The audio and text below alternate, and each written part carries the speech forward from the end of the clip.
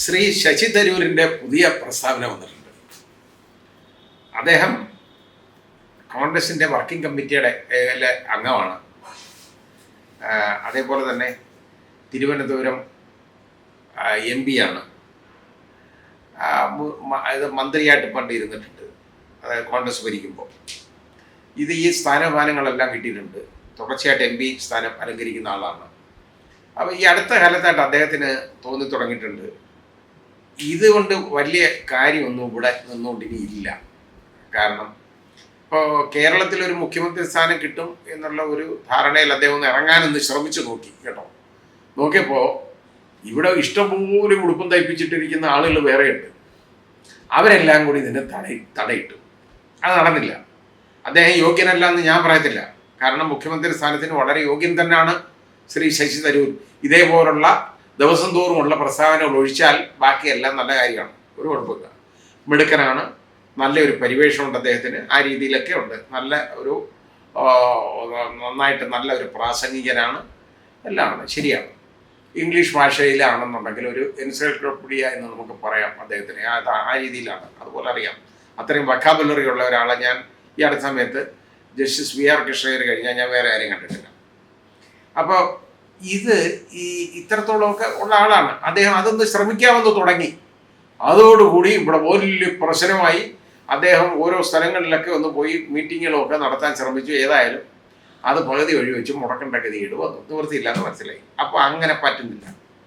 ഇനി അടുത്തത് പിന്നെ നോക്കി ഇതെന്ന് പറഞ്ഞു കഴിഞ്ഞാൽ ഈ കേന്ദ്രത്തിൽ ഉടനെ ഒന്നും വലിയ സ്കോപ്പൊന്നുമില്ല കേട്ടോ. അപ്പോൾ അങ്ങനെയൊക്കെ വന്നു കഴിഞ്ഞപ്പോൾ അദ്ദേഹം വിചാരിച്ചു, എന്തിനെങ്ങനെ തന്നെ ഇതിൽ തന്നെ ഇരിക്കണം എന്നുള്ളൊരു തോന്നൽ വന്നു.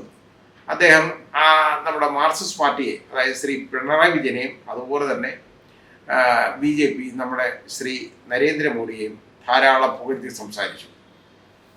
സംസാരിച്ചപ്പോൾ അവരെ പുകഴ്ത്തുക എന്ന് പറയുന്നത് ആ ഡേറ്റ, അദ്ദേഹം ഉപയോഗിച്ച ഡേറ്റകളൊക്കെ ഈ ശ്രീ നരേന്ദ്രമോദിയെ പുകഴ്ത്താൻ ഉപയോഗിച്ച ഡേറ്റകളെന്നൊക്കെ പറയുന്നത് മുഴുവൻ ഏതാണ്ട് മാനിപ്പുലേറ്റഡ് ആയിട്ടുള്ള ഡേറ്റകളുടെ പുറത്താണ് ചെയ്തത്.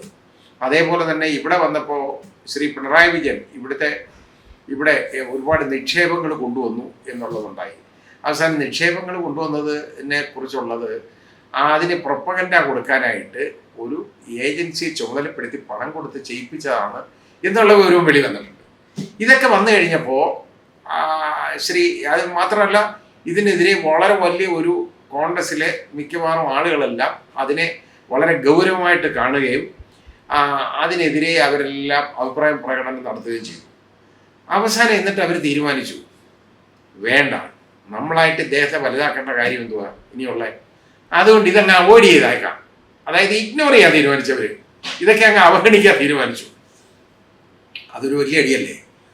ഒരു വലിയ ആള് ഇതുപോലുള്ള കാര്യങ്ങളൊക്കെ വലിയ കാര്യങ്ങൾ വിളിച്ചു പറയുമ്പോൾ അയാൾക്കെതിരെ നടപടി എടുക്കുന്നതിന് പകരം അയാളെ അവഗണിക്കാൻ തീരുമാനിക്കുക എന്ന് പറയുന്നത് വളരെ ബുദ്ധിമുട്ടുള്ള കാര്യമാണ്. ഉടനെ അദ്ദേഹത്തിന് മനസ്സിലായി, ഇത് അവഗണിക്കാൻ പോയി കഴിഞ്ഞാൽ എന്താ, ഇത് പുറത്താക്കുന്നില്ല. പാർട്ടി അങ്ങ് പുറത്താക്കി കഴിഞ്ഞിരുന്നെങ്കിൽ അദ്ദേഹത്തിൻ്റെ MP സ്ഥാനം നഷ്ടപ്പെടത്തില്ല. പക്ഷെ നേരെ മറിച്ച് അദ്ദേഹം കോൺഗ്രസിൽ നിന്ന് തന്നെ രാജിവെച്ച് വെളിയിൽ പോയാലോ ഈ MP സ്ഥാനം അങ്ങ് പോകും, നഷ്ടപ്പെടും. അങ്ങനെ വലിയ പ്രശ്നമുണ്ട്. അപ്പോൾ അത് പോകാതെ എങ്ങനെ സംരക്ഷിക്കാം എന്നുള്ളത് ബുദ്ധിമാനാണ് ആള്. അങ്ങനെ തോന്നിയാണ് ഇതേപോലെ ഉള്ള ഈ പ്രസ്താവനകൾ. കോൺഗ്രസിലുള്ളവരെ ആരെയും അദ്ദേഹം ചീത്ത പറഞ്ഞില്ല. അദ്ദേഹം ചെയ്തത് വളരെ കുറുക്ക് വഴിയാണ് ചെയ്തത്. കോൺഗ്രസ് മോശമാണെന്ന് അദ്ദേഹത്തിന് അഭിപ്രായമില്ല കേട്ടോ. കാരണം അദ്ദേഹം കൂടെ അതിലുള്ള പ്രസ്ഥാനമല്ലേ. അല്ലെ രാഹുൽ ഗാന്ധി മോശക്കാരനാണെന്നോ കുഴപ്പക്കാരനാണെന്നോ അങ്ങനെയുള്ള ഒന്നുമില്ല. നേരെ മറിച്ച് നരേന്ദ്രമോദി വലുതാണ്, ശ്രീ പിണറായി വിജയൻ വളരെ വലുതാണ് എന്ന് പറയുമ്പോൾ ഒരാൾ വലുതാണെന്ന് പറയണമെങ്കിൽ വേറെ താഴെ ഒരാൾ കാണണ്ടേ.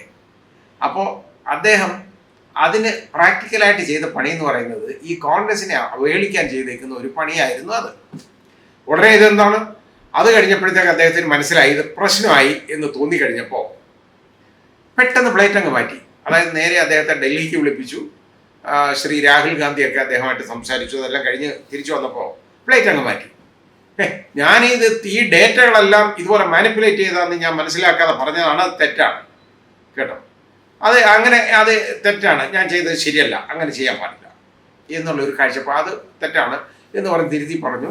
ഇത് മുഴുവൻ തെറ്റാണ്, ഇവരാരും നല്ലതല്ല എന്നൊക്കെ പറഞ്ഞു കഴിഞ്ഞിട്ട് പിന്നെയും ക്ലച്ച് പിടിക്കുന്നില്ല നോക്കി കഴിഞ്ഞപ്പോൾ.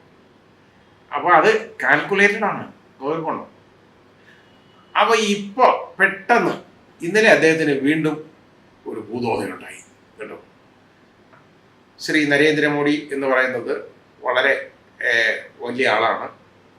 മോദിജി ആണ് ഏറ്റവും നല്ലത്. കാരണം ഇന്ത്യക്ക് വലിയ പേരുണ്ടാക്കി കൊടുത്തു. കാരണം അതായത് ഉക്രൈനും റഷ്യയും തമ്മിലുള്ള യുദ്ധം കേട്ടോ, അതിന് പോലും അതിനകത്ത് മീഡിയേറ്റ് ചെയ്യാൻ അവരെ ആശ്രയിക്കുന്നത് നമ്മുടെ ബഹുമാന്യനായ പ്രധാനമന്ത്രിയാണ്. അതൊക്കെ ഇന്ത്യക്ക് അതിനകത്ത് വളരെ വലിയൊരു പേരുണ്ടായി. അതായത് ഉക്രൈനോട് ഒരുപോലെ ഇടപെടാം, ഉക്രൈനിലെ സ്ലെനിൻസ്കിക്ക് കൈ കൊടുക്കാം, അതേപോലെ തന്നെ പുത്തിനെ കെട്ടിപ്പിടിക്കാം. ഇതെല്ലാം ഉള്ള ഒരേ ഒരു നേതാവെന്ന് പറയുന്നത് നമ്മുടെ ഇന്ത്യൻ പ്രധാനമന്ത്രിയാണ്. അപ്പോൾ അങ്ങനെയുള്ള ആള്, അതേപോലെ തന്നെ അദ്ദേഹത്തിൻ്റെ അമേരിക്കൻ സന്ദർശനത്തിലൊക്കെ ഒരുപാട് നേട്ടങ്ങളുണ്ടാവും നമ്മൾ കണ്ടു എന്താണെന്നൊക്കെ. കാരണം ഇന്ത്യക്കെതിരെ ഈ നികുതി ചുങ്കം അതേപോലെ അത് ചുമത്താനുള്ള തീരുമാനം ട്രംപ് പിന്നീട് എടുക്കുന്നു. അതൊക്കെയാണ് അവിടെ പോയി കെട്ടിപ്പിടിച്ചതിൻ്റെ ഫലം നമ്മൾ കണ്ടതാണ്. ഇപ്പോൾ എന്തൊക്കെയാണുള്ളത് അത് എല്ലാ രാജ്യങ്ങളോടും ഉള്ള അതേ കാഴ്ചപ്പാടാണ് നമ്മുടെ ഡൊണാൾഡ് ട്രംപ് ഇന്ത്യയോട് എടുത്തേക്കുന്നത്. അല്ല, ഇന്ത്യക്ക് പ്രത്യേകതയൊന്നും അദ്ദേഹം കൊടുത്ത് നമ്മൾ കണ്ടില്ല.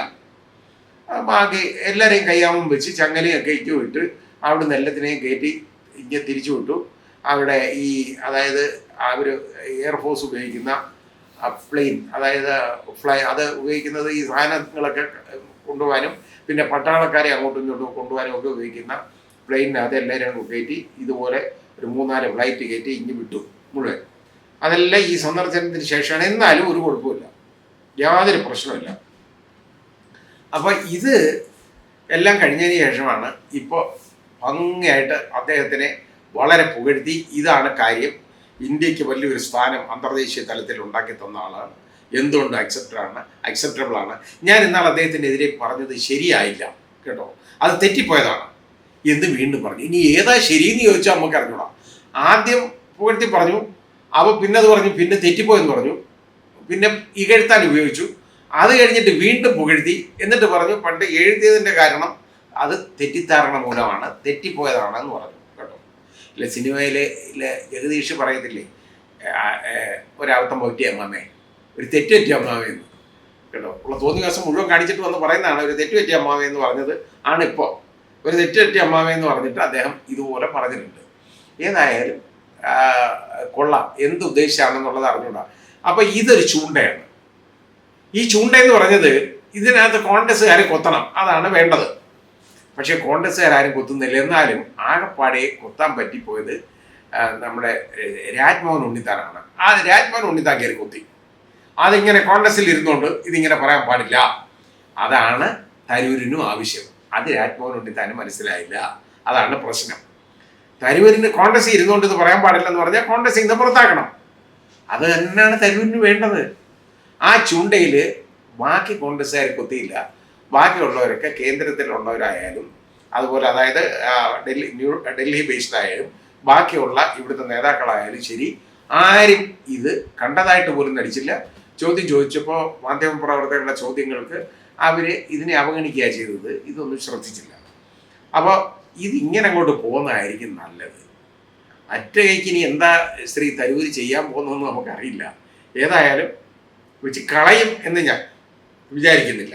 അദ്ദേഹം പിടിച്ച ഒരു സ്ഥാനം പിടിച്ചെടുത്ത് അതുകൊണ്ടേ പോകാൻ ശ്രമിക്കുള്ളൂ, അതുകൊണ്ടൊന്നും കളയാൻ ശ്രമിക്കും എന്ന് ഞാൻ കരുതുന്നില്ല. ഏതായാലും അദ്ദേഹത്തിന് നല്ല ബുദ്ധി ഉദിക്കട്ടെ എന്ന് മാത്രം ഞാൻ ഈ സമയത്ത് പറയും.